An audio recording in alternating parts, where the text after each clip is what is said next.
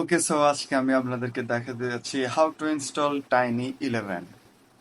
সবার আগে আপনাদের একটা পেন ড্রাইভ লাগবে, যেটা 8 জিবি অথবা 8 জিবির উপর হইলে ভালো। তো এখন আপনারা উইন্ডোজ টাইনি 11 দিয়ে সার্চ দিয়েন, এই লিংক এটার মধ্যেই ঢুকিয়েন। ঢোকার পর টাইনি 11 উইন্ডোজের মধ্যে চলে আসবেন। এখানে কোনায় দেখবেন আইএসও ইমেজ দিয়ে লেখা, এই লিঙ্কটা আপনি ডাউনলোড করে নিয়েন। তো নেক্সট যেটা আমাদের লাগতেছে সেটার নাম হচ্ছে রুফুস, RUFUS। আপনারা এটা ডাউনলোড করে নিয়েন। এটা আমাদের লাগতেছে উইন্ডোজটা পেন ড্রাইভের মধ্যে ইনস্টল করার জন্য, অথবা বার্ন করে ঢুকানোর জন্য, এখন যেটা বলে আর কি। এরপর আমাদের থার্ড কাজ হচ্ছে আমাদের পেন ড্রাইভটাকে ফরম্যাট করতে হবে।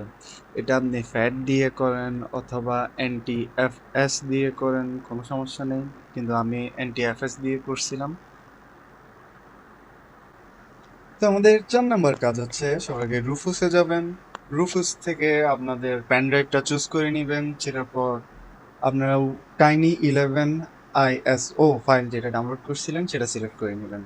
এরপর নিচে আপনারা দেখবেন ফাইল সিস্টেম লেখা আছে, সেখানের মধ্যে আপনারা NTFS এটা সিলেক্ট করে নিয়েন, তারপর স্টার্ট করে দিন।